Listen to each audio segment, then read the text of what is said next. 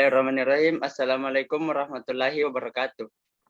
Perkenalkan, saya Ahmad Nafrizal dengan NIM 2102016020055. Prodi Teknik Sipil Bangunan Gedung kelas 01. Di sini saya akan menjelaskan materi yang berjudul permeabilitas dan rembesan. Pengertian dasar tanah. Tanah merupakan susunan butiran padat dan pori-pori yang saling berhubungan satu sama lain, sehingga air dapat mengalir dari satu titik yang mempunyai energi lebih tinggi titik yang mempunyai energi lebih rendah. Studi mengenai aliran air melalui pori-pori tanah diperlukan dalam mekanika tanah, karena hal ini sangat berguna di dalam satu, memperkirakan jumlah rembesan air dalam tanah. Dua, menyelidiki permasalahan-permasalahan yang menyangkut pemompaan air untuk konstruksi di bawah tanah. Dan menganalisis kestabilan dari suatu bendungan tanah dan konstruksi dinding penahan tanah yang terkena gaya rembesan. Aliran air dalam tanah. 1. Salah satu sumber utama air ini adalah air hujan yang meresap ke dalam tanah lewat ruang pori di antara butiran tanahnya. 2. Air biasanya sangat berpengaruh pada sifat-sifat teknis tanah, khususnya tanah berbutir halus. 3. Demikian juga air merupakan faktor yang sangat penting dalam masalah-masalah teknis yang berhubungan dengan tanah seperti penurunan stabilitas pondasi dan stabilitas lereng, dan lain-lain. 4. Terdapat 3 zon yang penting di lapisan tanah yang dekat dengan permukaan bumi, yaitu zon jenuh air, zon kapiler, dan zon jenuh sebagian.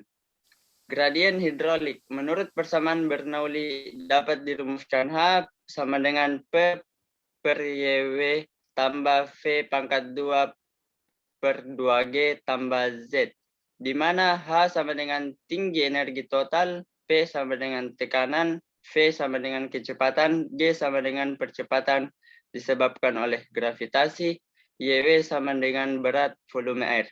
Karena kecepatan rembesan air dalam tanah adalah sangat kecil, maka bagian dari persamaan yang mengandung tinggi kecepatan dapat diabaikan. Jadi rumus yang didapatkan yaitu H sama dengan P per YW tambah Z. Hukum Darcy. Hukum Darcy adalah persamaan yang mendefinisikan kemampuan suatu fluida mengalir melalui media berpori seperti batu. Hal ini bergantung pada prinsip bahwa jumlah aliran antara dua titik adalah berbanding lurus dengan perbedaan tekanan antara titik-titik dan kemampuan media melalui yang mengalir untuk menghambat arus. Berikut tekanan mengacu pada kelebihan tekanan lokal atas tekanan hidrostatik cairan normal. Karena gravitasi meningkat dengan mendalam seperti di kolom berdiri air, faktor impedansi aliran ini disebut sebagai permeabilitas dengan rumus V sama dengan KI, di mana V sama dengan kecepatan aliran, K sama dengan koefisien rembesan. Permeabilitas dan rembesan.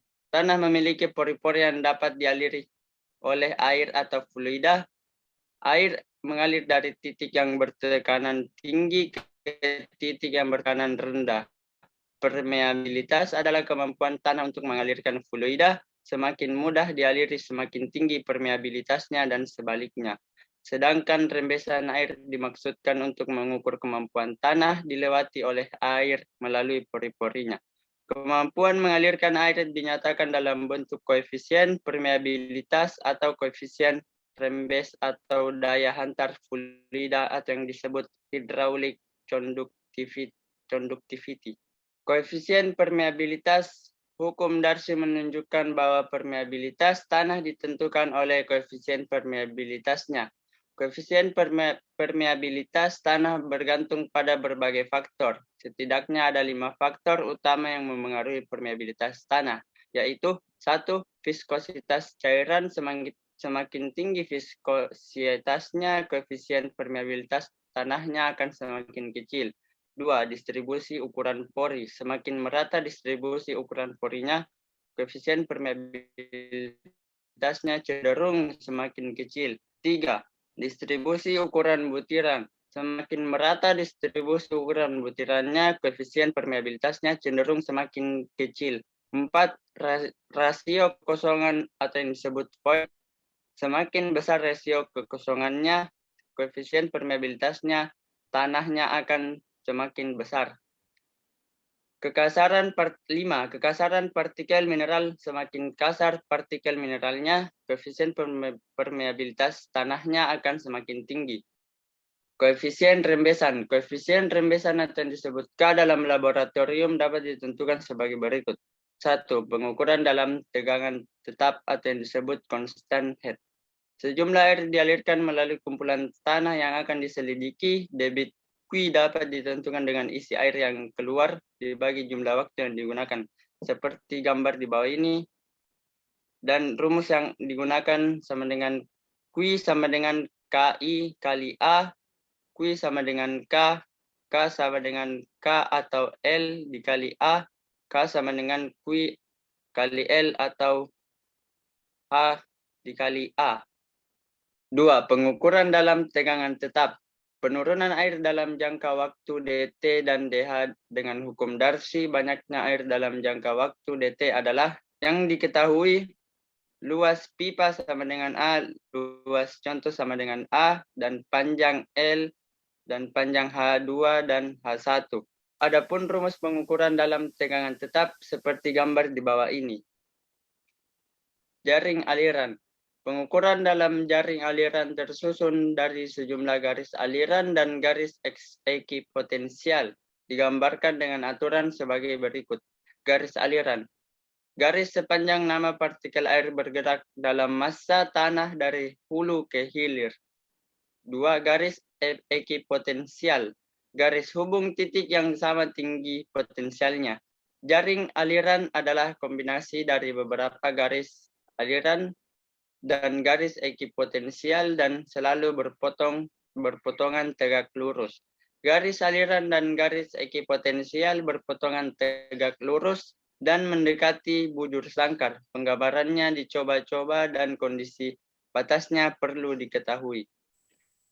Kondisi tanah pada gambar. 1. Permukaan lapisan tembus air adalah garis eksponensial pada kondisi batas atau disebut pada kondisi ini tinggi energi sudah tertentu.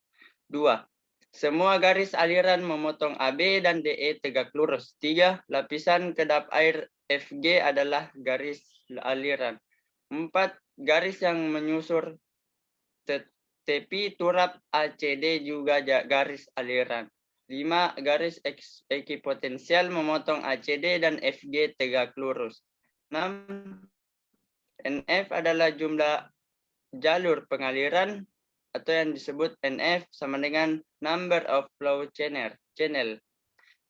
ND adalah jumlah drop penurunan energi potensial. Jumlah dalam satu jalur pengaliran atau yang disebut ND sama dengan number of potential drop. 8. H adalah selisih energi antara hulu dan hilir.